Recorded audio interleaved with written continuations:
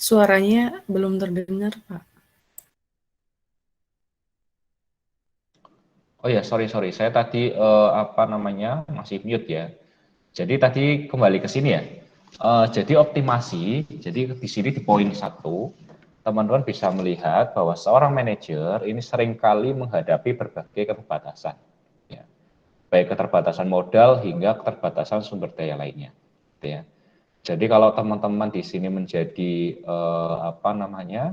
seorang manajer gitu ya, di bidang apapun itu, di divisi manapun itu, tidak mungkin melakukan kegiatan operasi usaha perusahaan, tidak mungkin melakukan tugasnya tanpa memperhatikan keterbatasan tadi.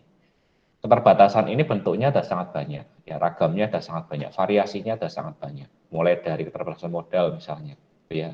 Jadi kan modal ini kan bukan hal yang tak terhingga gitu ya. Jadi bukan hal yang tak terhingga jumlahnya gitu. Makanya ini menjadi keterbatasan yang perlu yang perlu diperhatikan. Kemudian ada keterbatasan sumber daya lainnya, misalnya ketersediaan bahan baku misalnya. Bahan baku juga sama, bahan baku ini kan tidak selamanya ada dalam jumlah yang tetap. Ya. Apalagi dalam bidang agribisnis, di bidang pertanian. Ya. Bidang pertanian ini salah satu karakteristik produk, ya, salah satu karakteristik produk pertanian itu adalah sifatnya musiman. Gitu ya. Mungkin nanti teman-teman akan belajar banyak tentang sifat produk pertanian itu di pemasaran nanti. Ya. Jadi salah satu sifatnya adalah musiman. Gitu ya. Jadi kalau tidak musim ya maka tidak ada barang itu. Gitu ya. Musim durian misalnya. Gitu ya. Kalau tidak musim durian ya kita tidak bisa dapat bahan baku durian. Musim alpukat misalnya. Kalau tidak musim alpukat kita susah untuk menyediakan ini. Nah inilah keterbatasan. Gitu ya. Inilah keterbatasan. Jadi saat musim-musim tertentu sumber daya atau bahan baku untuk usaha teman-teman bisa saja terhambat, gitu ya. Bisa saja tidak tersedia. Gitu ya. Nah inilah yang harus diperhatikan oleh seorang manajer agribisnis. Gitu ya. Inilah yang harus diperhatikan oleh seorang manajer agribisnis tentang keterbatasan-keterbatasan tadi, apapun itu. Gitu. Nah, kemudian di sisi lain, di poin kedua, manajer dituntut untuk dapat memaksimalkan profit, memaksimumkan produksi dan produktivitas. Nah, kan masalah gitu ya. Jadi ada hambatan-hambatan gitu ya, ada modalnya itu sedikit misalnya, kemudian sumber dayanya juga musiman misalnya, harganya mahal misalnya dan seterusnya. Tetapi teman-teman dituntut untuk bisa memaksimalkan profit gitu ya. Mengoptimalkan profit. Padahal kalau mau mengoptimalkan profit, teman-teman harus bisa memaksimumkan produksinya, gitu ya. Harus bisa meningkatkan produktivitasnya. Nah, produksi dan produktivitas nanti kembali ke hambatan tadi, ya, bergantung dari ketersediaan sumber daya alamnya, tergantung ketersediaan modalnya dan lain sebagainya. Gitu. Nah, inilah yang menjadi masalah, gitu ya. Ini jadi masalah. Nah, bagusnya atau manfaat dari teknik optimasi itu ya ini, gitu ya. Bagaimana seorang manajer ini bisa memaksimumkan profit, bisa meningkatkan produksi, bisa memaksimumkan produktivitas dengan adanya berbagai keterbatasan yang terjadi. Dengan berbagai keterbatasan yang ada di perusahaan teman-teman. Nah, di poin ketiga gitu ya, profit itu dapat didorong ke level yang tertinggi dengan keterbatasan yang ada. Jadi dengan teknik optimasi, teman-teman bisa memaksimumkan profit atau bisa mendorong profit atau keuntungan ke level yang tertinggi dengan hambatan-hambatan yang ada. Gitu. Nah itu adalah fungsi atau peran atau pengertian dari teknik optimasi. Kalau tanpa teknik optimasi, teman-teman sulit untuk melakukan itu. Ya. Seorang manajer akan sulit untuk melakukan optimasi atau untuk memaksimumkan profit dengan banyaknya hambatan-hambatan yang ada. Gitu.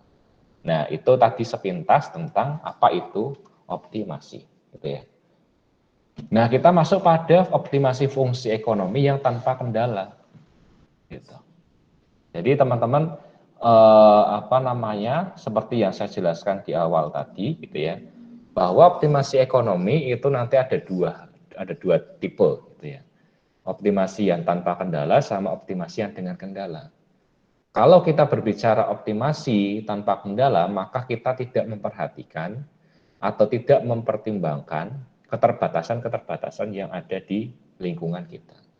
Ya. Nah, makanya di poin 1 dijelaskan, teknik optimasi digunakan saat seorang manajer tidak dihadapkan pada kendala atau batasan-batasan tertentu yang dapat mempengaruhi fungsi tujuan. Nah, teman-teman sebelum melangkah lebih lanjut nanti bisa dicatat ya di catatan teman-teman. Teman-teman harus familiar nanti dengan dua istilah di sini. Yang pertama adalah fungsi tujuan dan yang kedua adalah fungsi kendala. Fungsi tujuan adalah fungsi yang ingin dioptimalkan. Ya. Jadi fungsi tujuan adalah fungsi yang ingin dioptimalkan. Jadi misalnya teman-teman mau mengoptimalkan fungsi revenue misalnya, atau fungsi penerimaan. Nah, maka fungsi penerimaan itu nantilah yang akan kita sebut sebagai fungsi tujuan. Gitu ya. Misalnya lagi teman-teman mau mengoptimalkan produksi dari perusahaan teman-teman misalnya, maka teman-teman akan memasukkan fungsi produksi itu ke dalam fungsi tujuan. Ya. Nah, itu fungsi tujuan. Kalau fungsi kendala itu adalah fungsi yang menunjukkan batasan-batasan yang ada di suatu perusahaan. Jadi misalnya teman-teman punya batasan modal, nah maka fungsi modal nanti masuk ke kendala, ke fungsi kendala. Misalnya dihadapkan lagi dengan keterbatasan jumlah bahan baku, maka jumlah bahan baku itu nanti akan masuk ke fungsi kendala. Dan seterusnya. Gitu ya. Jadi ada dua fungsi utama yang harus teman-teman perhatikan di dalam teknik optimasi. Teman harus bisa mengkategorikan, oh fungsi produksi ini nanti masuk ke fungsi tujuan. Oh fungsi biaya nanti masuk ke fungsi apa. Oh di sini ada fungsi bahan baku nanti masuk ke mana. Gitu ya. Apakah ke fungsi tujuan atau ke fungsi kendala. Jadi teman harus bisa mengidentifikasi itu dengan baik. Gitu ya. Itu adalah penjelasan sedikit. Nah ini contohnya, kalau teman-teman melakukan teknik optimasi fungsi ekonomi yang tanpa kendala. Gitu ya. Ini contohnya, misalkan manajer agribisnis mengelola industri gula semut. Gitu ya, seorang manajer agribisnis mengelola sebuah industri gula semut. Industri tersebut ini memiliki fungsi penerimaan yang memenuhi persamaan TR sama dengan 68 Q ya, min 7 Q kuadrat. Ya, jadi ada persamaan TR di sana. Dan fungsi biaya total yang memenuhi persamaan TC sama dengan 3 Q pangkat 3 min 2,5 Q kuadrat ditambah 14 Q plus 50. Ya. Tentukan nilai Q yang mampu memberikan keuntungan maksimum bagi industri gula semut dan tentukan seberapa besar keuntungannya. Ya, jadi teman-teman diminta untuk menentukan kira-kira Q yang bisa memberikan keuntungan paling besar gitu ya, bagi industri gula semut itu berapa.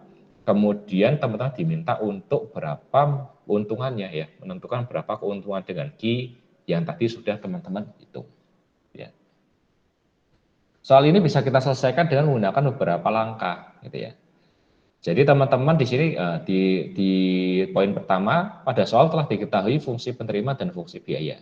Gitu ya. Jadi sudah ada fungsi penerimaan TR, kemudian sudah ada fungsi biaya TC, gitu ya.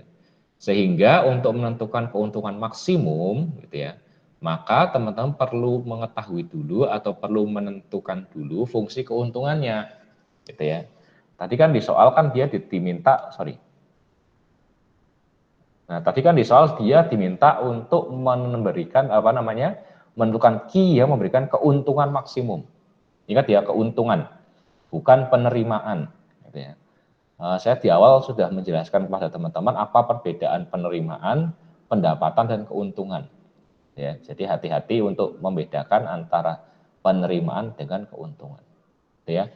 Nah, oleh karena kita harus tahu dulu fungsi keuntungannya, gitu ya. Fungsi keuntungan kita bisa cari dengan rumus TR min TC, gitu ya. Atau penerimaan, gitu ya, dikurangi dengan total biaya. Jadi penerimaannya berapa, biayanya berapa, jika kita kurangkan, itu nanti menjadi keuntungan bagi perusahaan. Ya. Sehingga P ini adalah kode atau P ini adalah lambang atau notasi untuk keuntungan. TR ini total revenue, TC-nya adalah total cost-nya. Ya. Nah, teman-teman tinggal masukkan saja pi sama dengan 68Q min 7Q kuadrat ya. Ini dari persamaan TR yang sudah kita ketahui. Dikurangi, masukkan persamaan TC-nya ya. Persamaan TC-nya adalah 3Q pangkat 3 min 2,5Q pangkat 2 ditambah 14Q ditambah 50. Tuh. Nah, kita kurang-kurangi aja gitu ya. Nanti ketemu min 3Q min 3Q pangkat 3 gitu ya. Dikurangi ini sama ini gitu ya. Berarti ini plus ya, min sama min ketemu plus gitu ya. Sehingga masih sisa min 4,5Q kuadrat gitu ya. Kemudian di sini ada Q, di sini ada Q gitu ya. Ini min, ini plus gitu ya. Sehingga nanti ketemu plus 58Q ya. Sehingga kan 68 dikurangi 14 gitu ya, sehingga ketemu 58Q. Plane 50 gitu ya. Nah, inilah yang teman-teman lihat di poin keempat, itulah yang kita sebut sebagai persamaan keuntungan. Nah, sebelum melangkah lebih lanjut, teman-teman harus sekali lagi harus memperhatikan yang diketahui soal apa ya, gitu ya. Yang diketahui di soal itu apa? Misalnya teman-teman diminta untuk seperti ini ya. Misalnya teman diminta untuk menentukan keuntungan gitu ya. Menentukan keuntungan maksimum. Otomatis teman-teman harus punya fungsi keuntungannya dulu. Kalau di soal tidak diketahui fungsi keuntungannya, maka teman-teman harus cari dulu fungsi keuntungannya. Gitu ya. Atau misalnya di soal ditanyakan bagaimana untuk memaksimumkan revenue atau penerimaan misalnya. Tapi di sana tidak diketahui fungsi TR-nya, tetapi diketahui fungsi P-nya misalnya atau fungsi Q-nya misalnya, gitu ya. Ya maka teman harus cari dulu fungsi TR-nya. Misalnya lagi teman-teman diminta untuk meminimumkan biaya misalnya, gitu ya. Tapi di sana tidak diketahui persamaan TC atau tidak diketahui persamaan total cost-nya.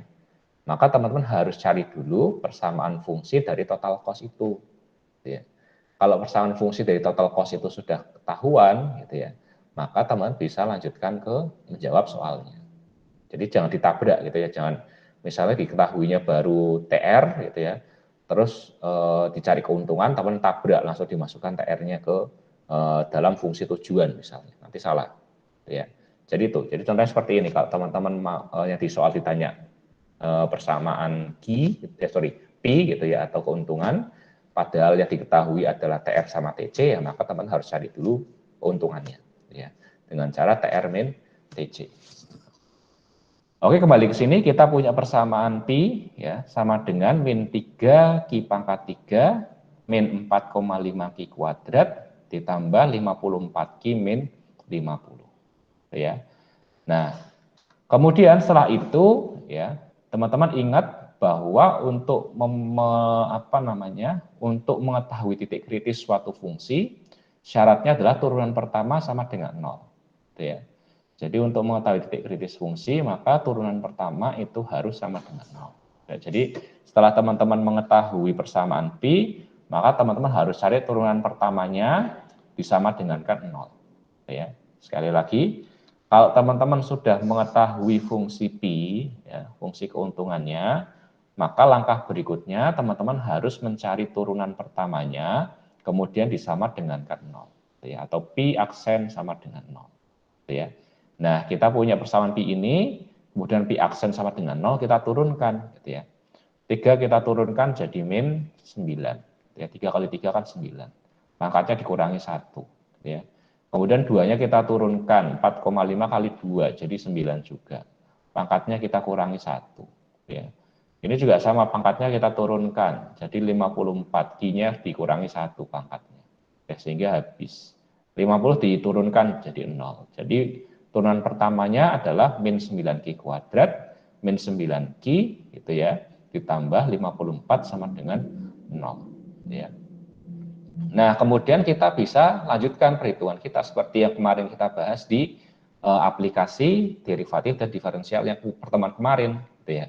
Kita bisa breakdown ini, ya, kita bisa mengubah fungsi yang atas ini menjadi persamaan baru, yaitu min 9 dalam kurung Q kuadrat plus Q min 6, gitu ya. Ini kalau dikalikan Q kuadrat jadi min 9Q kuadrat, ini kalau kita kalikan Q jadi min 9Q, ini kalau kita kalikan ini jadi positif 54. gitu ya.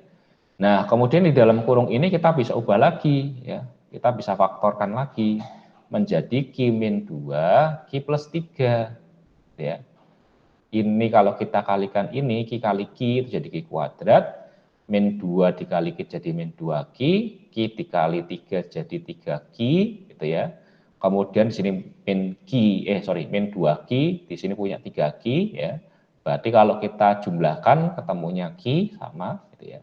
Kemudian 2 sama 3 kita kalikan ketemunya min 6 sama gitu ya. Jadi kalau kita kalikan 2 ke dalam kurung ini ya, dua angka ini ya, nanti akan ketemunya sama seperti ini, sama seperti Q kuadrat ditambah Q min 6 gitu ya. Nah, sehingga nanti kita ketemu Q min 2 sama dengan 0, Q plus 3 sama dengan 0. Sehingga nanti Q-nya sama dengan 2, Q yang satunya lagi adalah sama dengan min 3. Ya.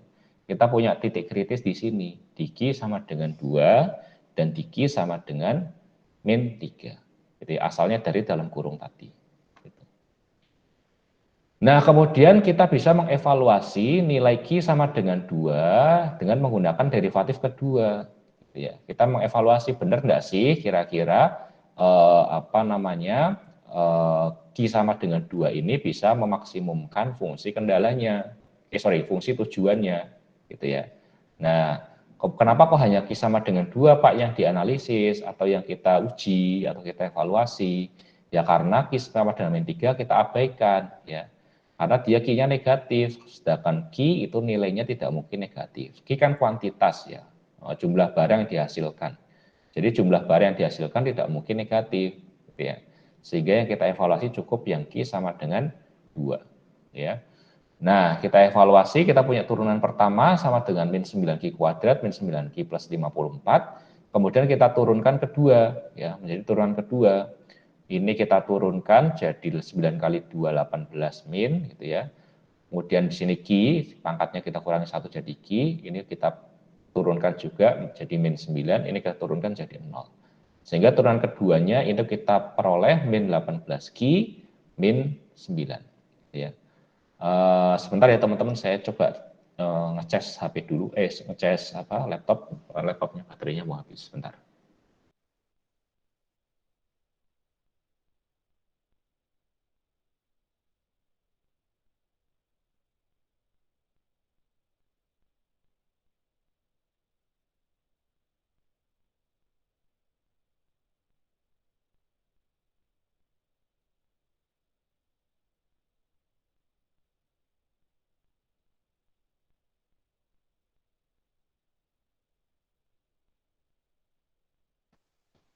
Nah, oke, kita lanjutkan lagi. Tadi kita sudah punya persamaan atau turunan kedua dari pi ya, dari fungsi pi itu adalah min 18Q min 9 gitu ya. Nah, kita evaluasi Q sama dengan 2 gitu ya. Sehingga kita masukkan Q yang ada di persamaan atau turunan kedua itu dengan angka 2 ya. Q-nya di sini kita substitusi atau kita ganti angkanya jadi 2 ya. Sehingga ketemu turunan kedua sama dengan min 18 dikali 2 min 9 ya. Kemudian turunan kedua sama dengan ini dikali ini dikurangi ini, ketemu min 45 ya. Min 45 berarti turunan keduanya dia negatif ya. Atau turunan keduanya kurang dari 0. Artinya apa? Artinya dia punya titik balik yang maksimum gitu ya. Jadi dia punya titik balik yang maksimum di titik Q sama dengan 2 ya. Jadi saat Q sama dengan 2, dia ada di titik maksimum. Nah, inilah yang saya sebut di awal kemarin, di pertemuan kemarin, aplikasinya begini, gitu ya, turunan kedua. Jadi kita mau melihat kira-kira di Q sama dengan 2 itu dia titik maksimum atau justru minimum. Tuh. Itulah kenapa kita perlu uji titik kritis di perhitungan pertama, di langkah pertama itu dengan turunan keduanya. Sehingga kita bisa menentukan titik balik maksimum atau minimumnya di mana. Ya. Nah, kita bisa peroleh di sini min 45, dia titik baliknya adalah maksimum di titik Q sama dengan 2. Kan kalau kita coba dibuka catatannya yang pertemuan kemarin, kalau turunan keduanya dia negatif atau kurang dari 0, artinya dia punya titik balik yang maksimum. Gitu ya. Jadi silakan dibuka lagi di materi pertemuan saya kemarin. Nah, setelah kita bisa menentukan atau kita bisa yakin, sudah yakin bahwa Q sama dengan 2 ini adalah titik maksimumnya, gitu ya, titik maksimumnya, maka total keuntungan kita bisa peroleh dengan cara mensubstitusi, ya, mensubstitusi Q sama dengan 2 atau P2 ini ke persamaan awal. Ya. Persamaan awal profit adalah min 3Q pangkat 3, min 4,5Q kuadrat ditambah 54Q min 50. Ya.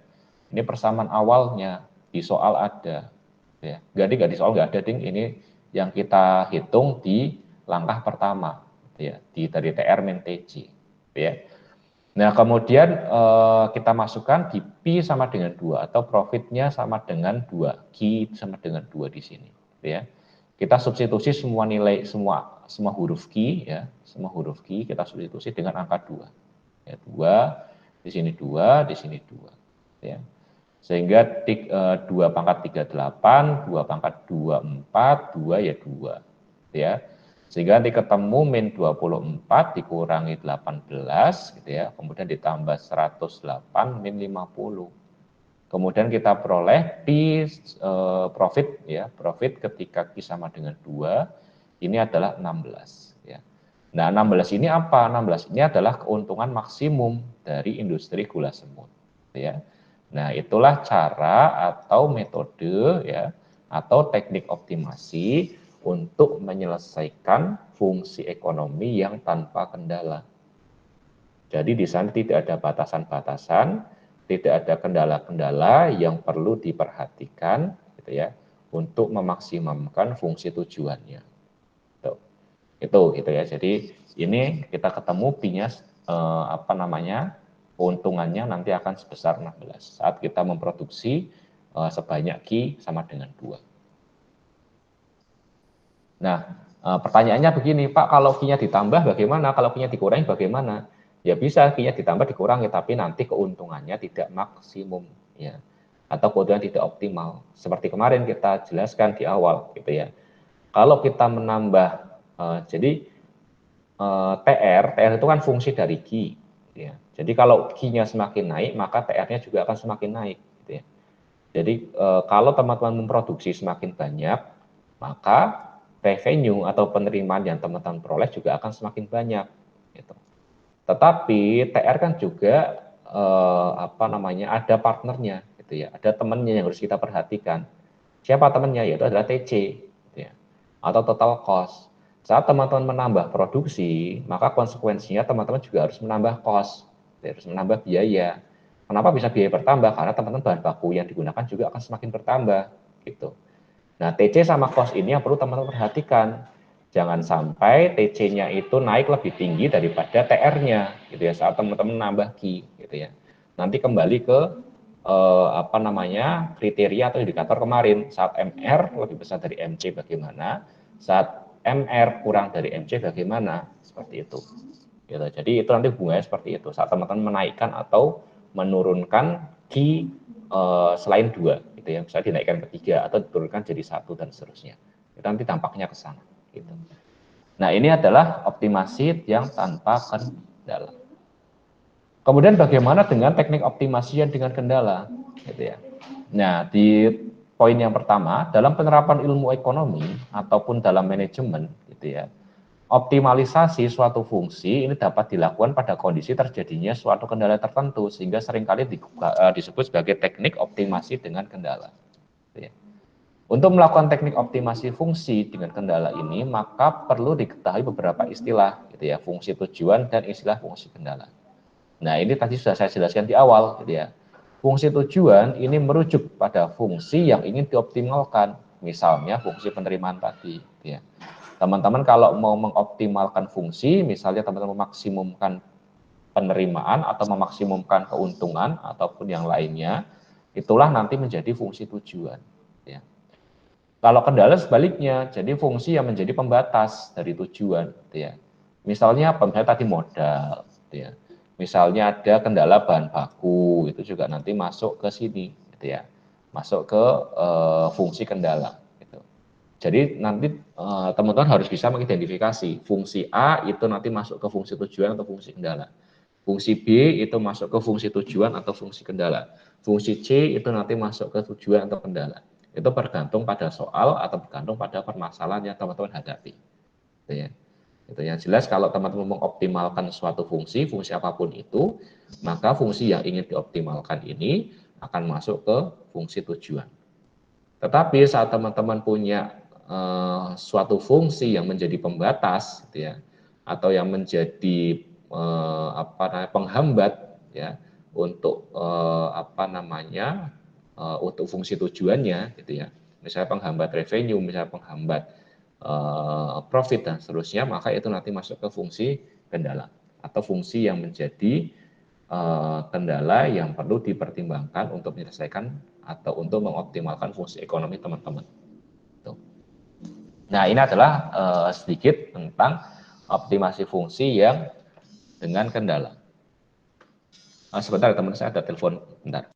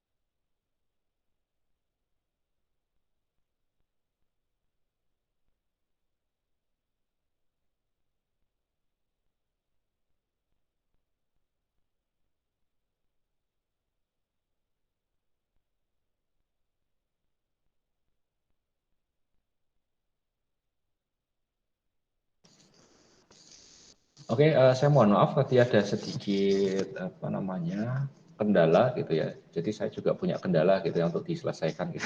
Jadi mungkin saya juga harus menggunakan teknik optimasi gitu. Jadi biar optimal gitu ya penyelesaiannya.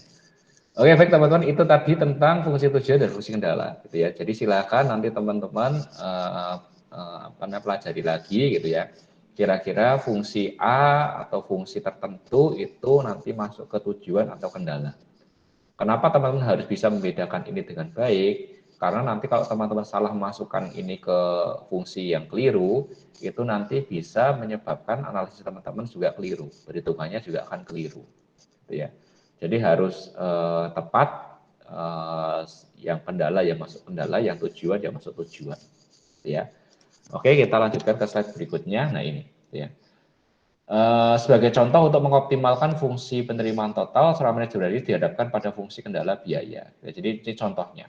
Ya, jadi contohnya di sini ada fungsi penerimaan total atau total penerimaan atau total revenue gitu ya. Ini nanti akan masuk ke fungsi tujuan, gitu ya. Kemudian apa namanya kendala biaya atau fungsi biayanya itu nanti akan masuk ke fungsi kendala. Gitu ya. Contohnya gitu. Nah, optimasi suatu fungsi gitu ya dengan mempertimbangkan kendala yang muncul ini nanti biasanya kita selesaikan itu dengan menggunakan teknik optimasi yang disebut sebagai Lagrange multiplier ya. Disebut sebagai Lagrange multiplier gitu ya. Nah, Lagrange multiplier ini gitu ya, jadi memungkinkan fungsi tujuan ataupun fungsi kendala itu disusun sedemikian rupa ya sehingga menjadi fungsi baru yang dapat diselesaikan dengan teknik optimasi. Ya. Nah, persamaan atau notasi dari Lagrange multiplier itu teman-teman dapat lihat di poin yang keempat, ya. Di mana f itu adalah fungsi dari Lagrange multiplier, merupakan fungsi dari xy sama lambda, gitu ya. Ini xy yang gambar ini lambda, ya.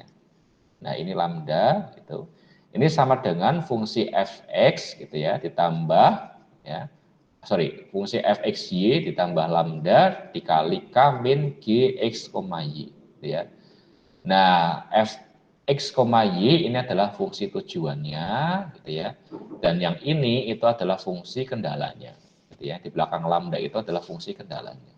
Makanya saya bilang di awal, kalau teman-teman keliru memasukkan fungsi tujuan dan fungsi kendala, maka pasti nanti analisisnya akan salah. Gitu ya. Karena letaknya mereka sudah berbeda. Di sini adalah fungsi tujuannya, fxy-nya. Gitu ya. Kemudian kalau kgxy, kalau kgxy ini adalah fungsi kendalanya.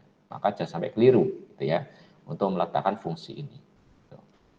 Nah, fxy lambda ya, fxy lambda ini ya, fxy lambda ini merupakan fungsi Lagrange ya. Fxy ini adalah fungsi tujuan atau bahasa kerennya adalah objective function ya. Kemudian gxy ini adalah fungsi kendala ya. Kemudian k itu bilangan konstan ya, jadi k ini konstanta gitu. Sedangkan lambda ini adalah Lagrange multipliernya atau pengali Lagrange gitu ya. Nanti kita akan lihat interpretasi dari nilai Lagrange multiplier ini seperti apa ya. Kemudian pada fungsi Lagrangian, fungsi kendala pada suatu akan selalu bernilai sama dengan 0. Jadi ini perlu diperhatikan ya. Pada fungsi Lagrangian, fungsi kendala akan selalu bernilai sama dengan 0. Artinya apa? Artinya bahwa fungsi kendalanya nanti harus dibuat menjadi fungsi implisit. Ya. Sekali lagi artinya, kalau teman-teman mau menyelesaikan atau mau menggunakan fungsi Lagrange, maka fungsi kendalanya harus diubah dulu menjadi fungsi implisit. Gitu ya. Sebagai contoh ini, ya. Misalnya ada fungsi kendala g x, y sama dengan k. Gitu ya. Maka kalau teman-teman mau memakai fungsi Lagrange, maka kendala ini harus diubah menjadi k min gxy. Gitu ya. Jadi ini diputar ke sini ya. Gxy-nya kita pindah ke kanan ya, sehingga di sini yang 0 gitu ya. Atau kita bisa tulis k min gxy itu nanti sama dengan 0. Nah, itu adalah syarat yang harus teman-teman perhatikan saat menggunakan Lagrange multiplier, bahwa fungsi kendala akan selalu bernilai 0 ya. bahwa fungsi kendala akan selalu bernilai 0. Artinya, kalau fungsi kendala yang ada di soal, ya, yang ada di soal atau yang diketahui di soal itu merupakan fungsi eksplisit, teman-teman harus mengubah fungsi kendala yang merupakan fungsi eksplisit tersebut menjadi fungsi kendala yang berbentuk fungsi implisit atau fungsinya sama dengan 0 di belakang, gitu ya. Nah, untuk menyelesaikan fungsi tersebut, maka dapat dilakukan dengan menggunakan metode derivatif parsial. Jadi teman-teman sudah punya fungsi ini ya, f x y lambda sama dengan f x y ditambah lambda dikali k min g x y. Ya. f x-nya tujuan, k min g x y-nya adalah fungsi kendala. Gitu ya. Nah, kemudian teman-teman bisa menyelesaikan persamaan ini, ya, persamaan ini itu bisa diselesaikan dengan menggunakan derivatif parsial. Ya, terhadap masing-masing variabel dan disama dengankan 0. Ya. Nah, bagaimana contohnya seperti ini notasinya. Ya. Jadi f-nya diturunkan terhadap x, f diturunkan terhadap y, f diturunkan terhadap lambda, gitu ya. Disama dengankan 0. Ya. Jadi ingat diturunkan terhadap masing-masing variabel, gitu ya, disama dengankan 0 atau disebut sebagai derivatif parsial. Ya. Makanya kemarin saya waktu teman-teman belajar berkaitan dengan konsep derivatif dan diferensial, saya wanti-wanti teman harus menguasai derivatif parsial, sebab nanti derivatif parsial itu akan digunakan pada aplikasi derivatif dan diferensial. Ya. Nah, aplikasi derivatif parsial ini salah satunya adalah di teknik optimasi. Ya. Di teknik optimasi dengan kendala itu mensyaratkan fungsi Lagrange atau Lagrange multiplier-nya diturunkan secara parsial terhadap masing-masing variabel. Jika ada variabel x, y sama lambda, maka diturunkan masing-masing terhadap x, ya, terhadap y, dan terhadap lambda. Kalau ada 4, ya berarti ada, misalnya ada x, y, z, lambda, misalnya berarti diturunkan terhadap x, diturunkan terhadap y, diturunkan terhadap z, dan diturunkan terhadap lambda. Jadi nanti menyesuaikan variabel yang ada di dalam soal. Ya, ada beberapa variabel di sana. Gitu. Oke, kita lanjutkan di sini contohnya. Ya. Misalkan suatu fungsi permintaan selada organik ini memenuhi persamaan z sama dengan 2x kuadrat ditambah, ya ini tambahnya ke double ini, ditambah 10xy ditambah 4y kuadrat. Ya. Kemudian pada saat yang sama, fungsi pendapatan budget lain ini menjadi kendala dan memenuhi persamaan X plus Y sama dengan 20. Ya. Jadi permintaan itu kendalanya adalah pendapatan. Ya. Ini contohnya, jadi teman-teman harus bisa mengidentifikasi nih. Oh, ternyata fungsi tujuannya adalah ini. Ya. Fungsi permintaan adalah fungsi tujuannya. Oh, fungsi kendalanya adalah ini. Misalnya saya tidak menuliskan ini, tidak menjadi kendala, teman-teman harus bisa mengidentifikasi. Gitu ya. Mana yang kendala, mana yang tujuan. Gitu ya. Jadi permintaan dibatasi oleh pendapatan. Kenapa kok bisa demikian, Pak? Ya iya, teman-teman kalau mau beli sesuatu, mau mengkonsumsi sesuatu, atau teman-teman mau meminta sesuatu, gitu ya, mengkonsumsi sesuatu, maka pasti itu akan bergantung pada pendapatan teman-teman. Gitu ya. Kalau pendapatannya teman-teman 1 juta, ya maka teman-teman hanya bisa mengkonsumsi maksimum 1 juta. Walaupun teman-teman ingin mengkonsumsi 2 juta, ingin mengkonsumsi barang senilai 2 juta. Tapi karena batasannya 1 juta, pendapatan teman-teman 1 juta, ya maka hanya bisa 1 juta. Nah, maka dari itu pendapatan itu atau budget lain ya bahasa kerennya, itu akan menjadi pembatas atau menjadi kendala pada fungsi permintaan. Ya. Z, fungsi permintaannya Z sama dengan 2x kuadrat ditambah 10xy ditambah y kuadrat. Ya. Kemudian fungsi kendalanya atau fungsi pendapatannya adalah x plus y sama dengan 40. Nah, teman-teman diminta tentukan berapa permintaan selada organik yang optimum. Gitu ya. Maka bisa diselesaikan dengan langkah-langkah tadi. Gitu ya. Yang pertama, teman-teman harus menyusun fungsi kendalanya dulu. Gitu ya. X plus Y sama dengan 40, ini merupakan fungsi eksplisit. Ya. Fungsi eksplisit, X plus Y sama dengan 40, ini masih fungsi eksplisit. Sehingga tadi syaratnya teman-teman harus mengubah fungsi kendala menjadi fungsi implisit. Gitu ya. Sehingga kita memperoleh persamaan 40 min X min Y sama dengan 0. Gitu ya. X-nya pindah sini jadi min, Y-nya pindah sini jadi min. 40 min X min Y sama dengan 0. Nah, ini adalah fungsi kendala yang sudah menjadi bentuk implisit. Ya. Fungsi kendala sudah menjadi bentuk implisit.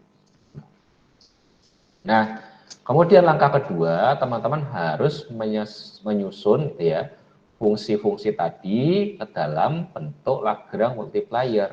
Gitu ya. Jadi harus disusun fungsi tujuannya di mana, fungsi kendalanya di mana. Gitu ya. Karena bentuk Lagrange begini, F sama dengan XY lambda sama dengan Fxy ditambah lambda dikali K min GXY. Gitu ya. Nah, ini biar saya sederhanakan ya, Fxy lambdanya saya ubah menjadi Z biar lebih mudah, gitu ya, lebih mudah untuk menulisnya, gitu ya.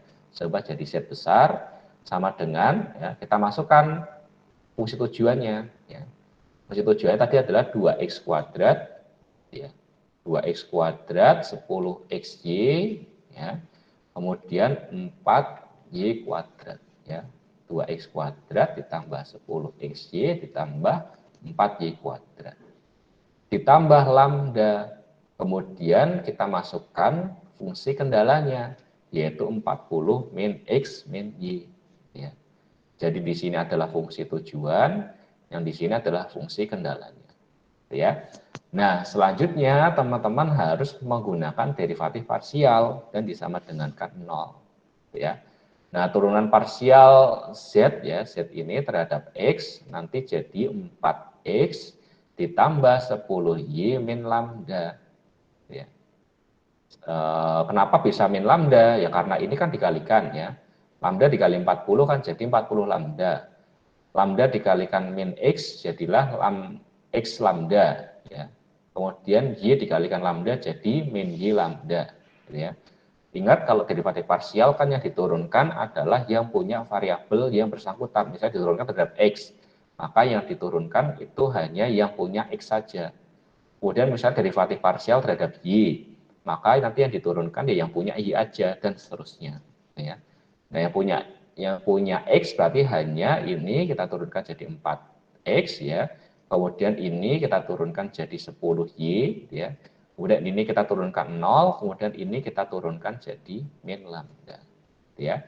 Kemudian yang Y juga sama, gitu ya. Yang Y berarti ini kita turunkan jadi 10X, gitu ya. Kemudian ini kita turunkan jadi 8Y, kemudian ini kita turunkan jadi min lambda. Sama dengan 0.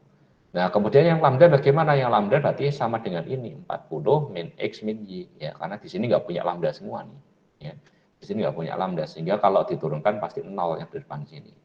Yang bisa diturunkan adalah yang ini, yaitu 40 min X min Y sama dengan 0. Nah, inilah adalah hasil dari derivatif parsial untuk fungsi Lagrange, ya, atau Lagrangian function itu ada di sini. Nah, selanjutnya bagaimana? Selanjutnya teman-teman bisa persamaan Zx ya, derivatif parsial terhadap X dikurangi derivatif parsial terhadap Y untuk mengeliminasi nilai lambda. Ya. Jadi teman-teman nanti di langkah keempat teman-teman harus mengeliminasi, gitu ya, mengeliminasi nilai lambdanya, gitu ya, nilai lambdanya, sehingga kita nanti memperoleh persamaan ya. Ini kita eliminasi, berarti ini kan jadi dikurangi, gitu ya, dikurangi nanti ketemu 6x kuadrat nih ya. Ini kita kurangi yang persamaan Zx sama Zy, kita kurangi ya. Sehingga nanti ketemu 4x dikurangi 10x jadi min 6x ya. Kemudian 10y dikurangi 8y jadilah 2y. Ya, nah akan ketemu min 6x plus 2y sama dengan 0. Ya, asalnya dari sini. Dari Zx dikurangi sama Zy. Ya, untuk mengeliminasi nilai lambda. Ya, lambdanya jadi 0 otomatis ya kan? Karena min lambda ditambah lambda jadi 0. Maka tidak kita tulis di sini. Tuh. Nah, kemudian diketemu persamaan Y sama dengan 3X. Ya. Y sama dengan 3X. Nah, kemudian Y sama dengan 3X kita bisa substitusi ke persamaan lambda. Ya. Sehingga nanti ketemu 40 min X dikurangi 3X. Ya, karena Y-nya kita substitusi jadi 3X. Atau kita ubah jadi 3X sama dengan 0. Kemudian 40 min 4x sama dengan 0. Sehingga kita ketemu x-nya nanti sama dengan 10. Ya. Kita sudah dapat x-nya sama dengan 10. Ya. Kemudian x sama 10 kita bisa masukkan lagi ke persamaan lambda. Gitu ya.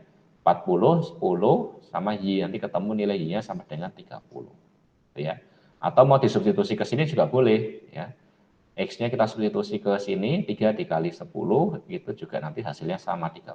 Jadi terserah teman-teman, bisa disubstitusi ke lambda, boleh disubstitusi ke persamaan ini, Y sama dengan ini. Nanti sama hasilnya. Ya. Nah, kemudian nilai substitusi, kemudian di langkah ke-7, teman-teman bisa melakukan substitusi nilai X sama dengan 10, nilai Y sama dengan 30 ke dalam persamaan ZX atau ZY. Gitu ya. ZX atau ZY ini harusnya. Ya, sehingga nanti bisa ketemu hasilnya adalah ya. Nah, ini kebetulan saya pakainya ZX ya. Jadi pakainya persamaan yang diturunkan terhadap X gitu ya. Ini kita ubah jadi 10, Y-nya kita ubah jadi 30. Ya, lambdanya dibiarkan saja. Nanti ketemu lambdanya adalah 340 gitu ya. Nah, untuk menentukan permintaan optimum gitu ya, maka teman-teman bisa mensubstitusi nilai X sama dengan 10, Y sama dengan 30, dan lambda sama dengan 340 itu kepersamaan fungsi Lagrange gitu ya, kepersamaan awal di sini gitu ya. Duanya kita ganti 10, X-nya kita ganti 10, kemudian Y-nya kita ganti 30, lambdanya kita ganti 340 dan seterusnya ya. Sehingga nanti ketemu Z-nya sama dengan 200 ditambah 3000 ditambah 3600 gitu ya, ditambah 0 gitu ya. Tambah 0 gitu. Ini 40, 10, 30, 0 ini pasti ya. Nah, kemudian dijumlahkan ketemu hasilnya Z sama dengan 6800.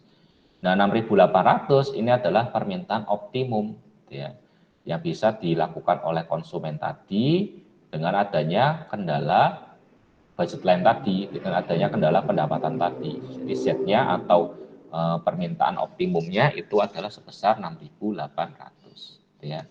Nah, ini ada beberapa catatan di sini bahwa nilai lambda ya ini dapat diinterpretasikan sebagai peningkatan atau penurunan ya. Jadi ada dalam kurung penurunan saja peningkatan atau penurunan pendapatan sebesar 1 unit ya, karena pendapatan tadi adalah hambatannya sebesar 1 unit, maka dapat menyebabkan peningkatan atau penurunan permintaan sebesar 340 gitu ya. Jadi setiap ada penambahan pendapatan sebesar 1 unit itu bisa menambah permintaan sebesar 340. Itu adalah interpretasi untuk angka lambda. Kenapa kok lambda itu perlu ada di persamaan Lagrangian gitu. Nah, ini adalah teknik optimasi fungsi tanpa kendala gitu ya. Jadi nanti silakan teman-teman pelajari lagi materi saya ini, nanti insya Allah akan saya upload di YouTube. Oke, mungkin itu untuk materi saya kali ini. Saya akhiri dulu untuk rekamannya ya teman-teman semua sebentar.